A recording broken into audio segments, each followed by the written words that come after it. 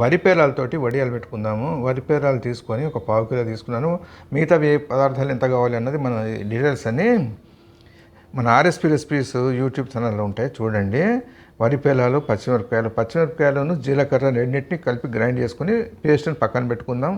నువ్వులు, ఇంగువ, ఉప్పు, ఇవి కావాల్సిన పదార్థాలు.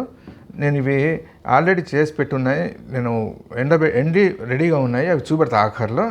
ప్రాసెస్ అది మనం ఫస్ట్ చేసుకుందాం రండి. పేలాల్ని చక్కగా ఏం చేసాము, ఏరుకున్నాము. ఏరేసి నీళ్ళలో వేసాము. నిమిషం ఒక 30-40 సెకండ్ వదిలిపెట్టి పిండేసి పక్కన పెట్టుకుందాం. ఇప్పుడు ఈ పేలాలు ఏం చేసాము, నువ్వులు, ఇంగువ, ఉప్పు, పచ్చిమిరపకాయలు, జీలకర్ర కలిపి చేసుకున్నటువంటి పేస్టు అన్నీ కలిపేసాను దీంట్లో.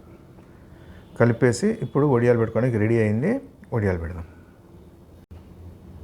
మనకి అనువైన సైజులో ఉన్నటువంటి మూత, ఒకటి స్టీల్ మూత తీసుకున్నాం. దానిపైన సైన్ పట్టేసి ఈ మిశ్రమం ఉంది కదా మనం చేసి పెట్టుకుంది, దాన్ని ఈ మూత లోపల వేసి బట్ట కొద్దిగా తడి ఉండాలి, అన్ని వైపులా ఈక్వల్గా వచ్చేటట్టుగా ఈ పిండిని ఒత్తుకొని వరి పేలాల్ని ఒత్తేసుకొని ఈ కింద బట్టని కొద్దిగా లైట్గా కింద గుంజండి, పైకి వస్తుంది.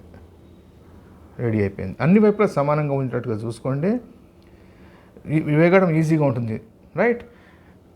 ఇది ఎండినవి మీకు ఇప్పుడు ఒక సెకండ్లో చూపెడతాను. ఎండినవి రెడీగా ఉన్నాయి. ఇవి ఇప్పుడు మనం చేసుకున్న పేలాలు. ఇవి ఆల్రెడీ ఎండిన పేలాలు. ఇవి 2 రోజులు ఎండితే ఈ విధంగా వచ్చేస్తాయి. చాలా బాగుంటుంది రుచి. ట్రై చేయండి ఎలా ఉందో. మరో మంచి వంటతో మడగలుగుదాం. థ్యాంక్స్.